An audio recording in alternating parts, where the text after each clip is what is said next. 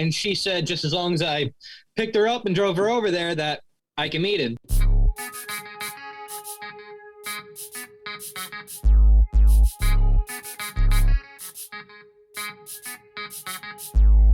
Welcome to the Tristen Law Show, where I introduce you to the personalities in and out of the pro wrestling ring. The unique part is you don't have to be a pro wrestling fan to enjoy this podcast. If it's your first time here, don't forget to like, share, and subscribe, and welcome. I am Tristen Law. I am the host of the Tristen Law Show, and I'm so glad that you're here to listen to my voice. Did I say listen? Because you can now enjoy the Tristen Law Show on YouTube. Just head on over to TristenLawShow.com if you just want to see me instead of just listening to me only. But if you're driving, I don't really recommend that you watch the Tristen Law Show on YouTube because that's dangerous. Today, I'm going to introduce you to New Jersey's cowboy, Stephen Stetson. They have cowboys in New Jersey. If you didn't know, by the time you get to the end of this podcast, you will know. Without further ado, let me introduce you to Stephen Stetson. My next guest is in an age of refinement. He is a cowboy from New Jersey, known as the one and only New Jersey cowboy. I'd like to welcome Stephen Stetson to the Tristen Law Show. Stephen, what's going on, man? What's going on, Tristan? How have you been? Man, I've been really good. I have not seen you in person in quite some time. I think the last time I saw you, it was at an East Coast Pro Wrestling show. Backstage, you didn't work that show. So what the hell have you been up to since? Well, ever since I appeared on AEW, I've been kind of taking it slow, kind of focusing on me, myself, and trying to make sure that I could put out the best possible product for myself. I wanted to get into better shape. I wanted to get my mental health a little bit straighter. And I've been wrestling shows. I've been doing... Early on, I did Invictus. More recently, I'm consistent with Northeast Wrestling, World of Hurt Wrestling, which I'll be at this Friday, tagging with Fancy Ryan Clancy against the administration. Just keep myself busy doing what I got to do. I actually flew down to Orlando to do some WWE extra work pretty recently. Nice. I got used for a little security spot. It was honestly really cool just to see how everybody operates, and I'm very, very glad that I got that opportunity. So what is it like being backstage at a WWE event as an extra? It's pretty cool. I mean, to be honest, I kind of just sat to the side quietly, just waiting for them. If they needed me, they could come up. Obviously, they would come up to me and say, hey, we might need you for this. We might need you for that. You never know what they're might need you for. So it's always good if you're right there at the ready, just to be prepared. And you got to be prepared for everything they throw at you. Sorry. So what are some of the crazy things that you think that they would throw at you? Would it be something like, hey, we need you for this, and then 5 seconds later they don't need you, and then 20 seconds later they need you for something else, but some people not in your mindset would walk away and miss the opportunity? Oh, no, you just got to be around it. You got to be able to be prepared, do everything that you can just to make sure you're on top of everything. Because 1 second you walk away, they're going to go to the person right next to you, and they're going to say, yes, I can do whatever you need. All right, so I'm going to ask you a question, right? Because I've talked to a lot of people that have done extra work for WWE, all right? And I've talked to a small amount of people that's done extra work for AEW. Mm-hmm. WWE has pretty good catering backstage, but I heard that AEW has pretty solid catering backstage as well, too. Who has the best catering? It's kind of a tough one. I think that they were pretty even, you know? I really, really like WWE's catering, and AEW's catering was pretty top-notch itself. I'm not going to lie. Yeah, just got to say it's pretty even. I couldn't defer which one was better, which one was worse, you know? I want to know, when was the first time you fell in love with pro wrestling? Well, when I was a kid, I remember watching people like Eddie Guerrero and John Cena growing up, and I was always, like, such a big fan of pro wrestling growing up because it was one of those places where, like, my little childhood mind could escape. But then as I started growing up, I didn't watch it for a while. And in 2011, it's weird because I know exactly when I got hooked right back into wrestling. It was 2011, the day after Capital Punishment, where CM Punk distracted John Cena, and John Cena got put through the table, and that pipe bomb promo happened. And I literally paused. I'm like, wait, that's John Cena. Who's that guy? Oh, Jesus, wow. And I heard everything that he was saying, and I'm like, I'm hooked now. I want to see this. I want to see more of this. And I just never stopped. And that took place June 19th, 2011, if I'm not mistaken, in Washington, D.C. Yep. What is it that made you decided that you wanted to lace up a pair of wrestling boots? Because you've only been wrestling since 2018, if I'm not mistaken. I started my training in 2017. I had my first match early 2018. Yeah. So what made you want to put on a pair of boots? To be honest, I was kind of at a weird place in my life. I wasn't enjoying myself in my academics, my studies and everything. I didn't feel fully involved. And I don't know, when I was a kid, I always had that thought that, hey, maybe I could be at WrestleMania holding up the WWE championship, you know? But like, I never really put it to place. And like I said, I was at a low place in my life. I didn't know where to go. I said, you know what? Why don't we try professional wrestling? And I looked into a few schools. ECPW is where I got my start, as you know, because you were there with me, like every single Saturday, every single Thursday, teaching me psychology with the Lion King. Yep. I still tell people that's how I learned my psychology before I eventually went over to Damian Adams, where he helped me cross my T's, dot my I's with everything, you know. Right, just to help you make everything make a lot more sense. Mm-hmm. How did you find ECPW? Out of all the schools in the world, how did you find them? I just Googled it. IWF came up first, so I drove to Nutley, where they used to take place. They ended up turning into a gym. So I just Googled it again. I found ECPW. I'm like, all right, let's go. So I drove from Nutley to Parsippany and talked to Gino. The rest was history. So you did this all in one day? Yeah. Huh. I didn't know that. Yeah. So I mean, I was thinking about it for a while. I'm not going to lie. I was actually thinking about it really early on in 2017. I'm like, maybe I should give this a shot, because like I was in school, I was bored, and I'm not the most attentive student in the world. I could fully admit that. I'm not ashamed of it. But yeah, I kept looking up wrestling schools, and then one day in October, I'm like, you know what? I'm just going to do it. I'm just going to figure it out, because I hated school. I hated learning things that I felt like I wasn't grasping. And as soon as I took that first bump in wrestling, I fell in love, and everything just like came to me. I felt like I was a sponge. I was soaking up all the information that I could. So when you premeditated going to pro wrestling school, how did you prepare for pro wrestling school, if you did prepare? I did not prepare. I'll be completely honest with you. I didn't prepare. I probably should have prepared, but I didn't. You know, hindsight is 20/20. So if you could go back to when you were mentally thinking about preparing for pro wrestling school, what do you think you could have done to properly prepare better, knowing what you know now? I would have started getting into better shape then, because my first day at pro wrestling, I was 315 pounds. I was a big, heavy dude, and I kind of wish that I worked out a little bit more than I did back then, because I was just eating, letting everything get to me, and I didn't really join a gym until like 4 or 5 months after I started wrestling. So I wish I made that change a little bit quicker, but especially this year too. This year at the start of this year, I was 260 pounds, and I got down to 190 pounds by September, October, around there. Yeah. And I kind of kept that for a little while, and I felt good about it, but I'm starting to go into the bulking season. So nice. Yeah.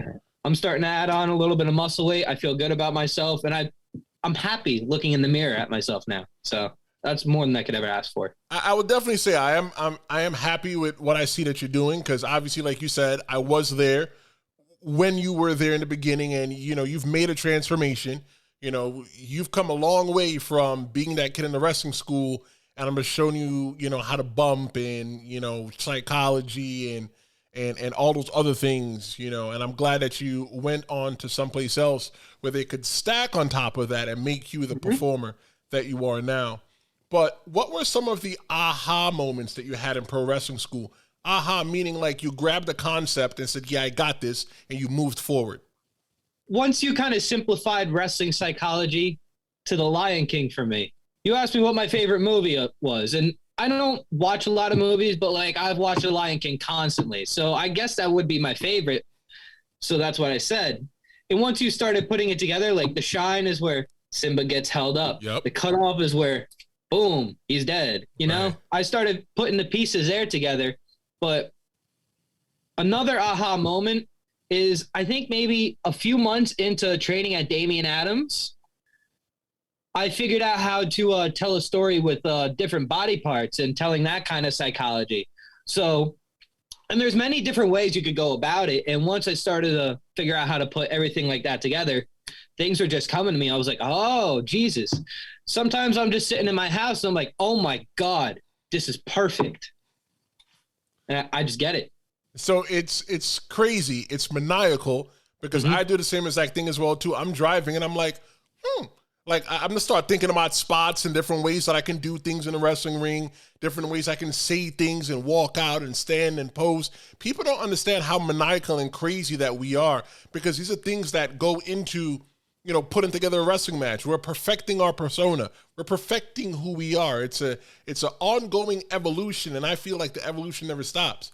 Like, you know, I sat in front of a guy the other day, and he asked me, hey, you know, so do you think you know everything when it comes to Photoshop and Audition and Premiere?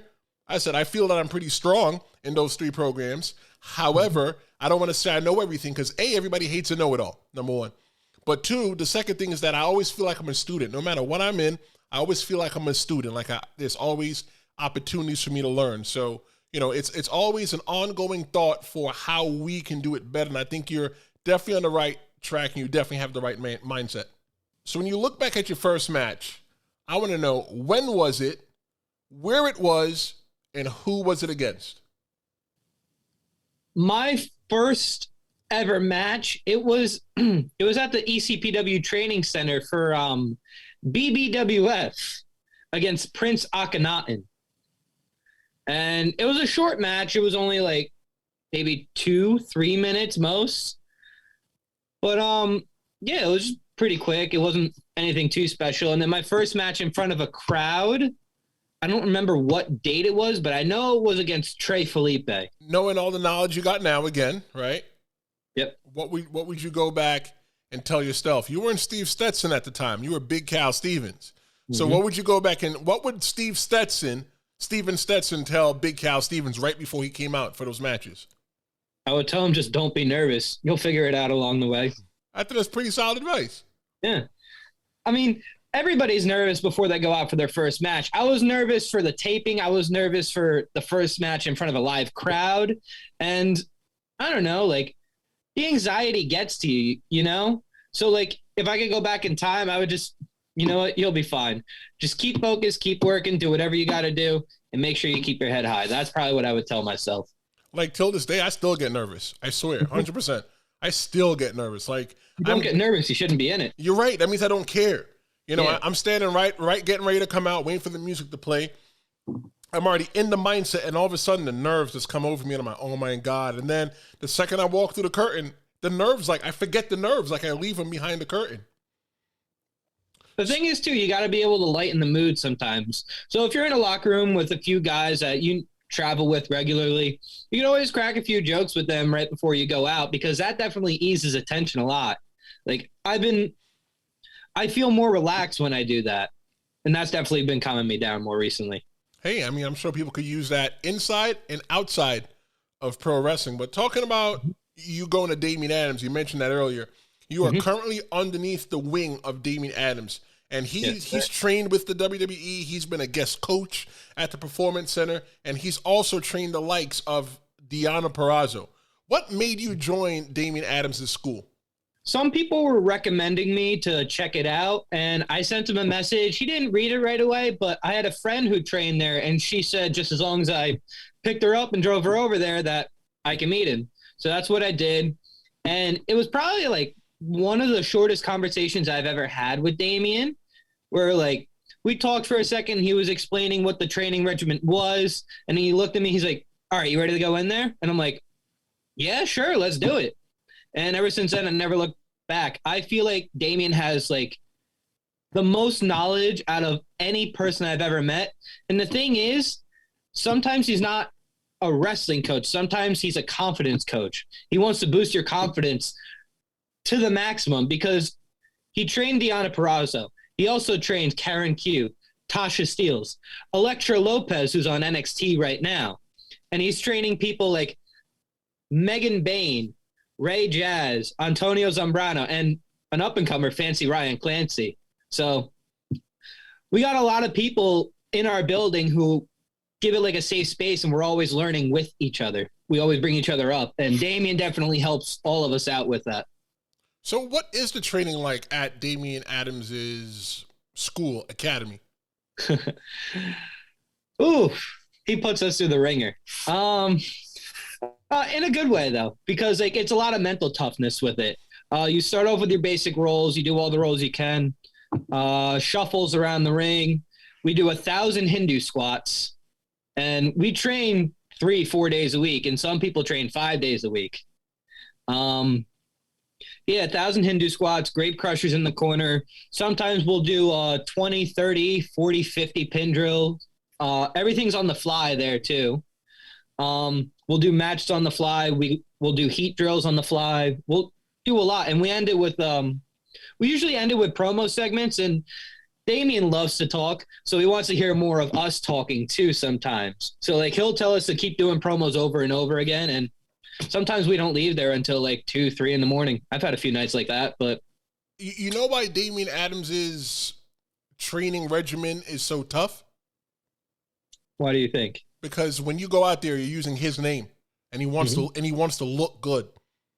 So I think he's definitely doing a great job, because he doesn't want to say that, that Steve Stetson guy is running around using my name, saying that he trained me, and he was, So like I've been watching some of your recent matches, and I think that that Damian Adams is proud that you're out there using his name. That when somebody listens to and watches this podcast, the Tristen Law Show, they're going to look for you on YouTube or look for your AEW matches, and they're going to be able to say, oh, wow, the guy's good, and he's not. And it's also good marketing and advertisement for Damian Adams, because if you're going out there making him look great, somebody else could come in and try to replicate that for themselves as well, too. So that's pretty good. Thank you. So on February 16th, 2021, that day may not mean anything to you, but it means a lot to me. I'll tell you why. At 11:28 p.m., you sent me a message on Instagram that said, and I'm going to read it. It said, hey, man, I just want to say thank you for everything you did for me when I started. That being said, I got booked as an extra on AEW, and I'll be on AEW Dark. I want to keep this on the low, but I figured I'd tell you since you helped me so much at the start. Steven, you will never understand how much that simple message meant to me and how proud I was that you got that opportunity. You see, for me, I know the reason why I never got that big opportunity was because I had zero confidence in myself. I'm sure I could have gotten an opportunity. I had zero confidence. And one of the things I always told you and everybody else that I was working with and helping, right? Because I don't like to say I trained anybody. I helped people, right? I always said, hey, go get a job. Because I didn't have any confidence to go get a job. You go get a job so you don't have to work 50 hours at Walmart as a manager, right? So it's now in the atmosphere. You now know that simple message to you was like saying, hey, I'm going to be on AEW. Thanks for everything. To me, I felt like shit, like my kid. I took my kid, and my kid went through college and he graduated. I appreciate that message. Tell us the process from start to finish of how you got booked for AEW Dark. Well, I was at work one day, and my trainer texted me and Antonio, and he said, hey, you guys are going to be booked on AEW next week. So we were scrambling for a flight, and that's when the big storm was coming in. So we had to do a few flight adjustments, but eventually we both got there. We both got down.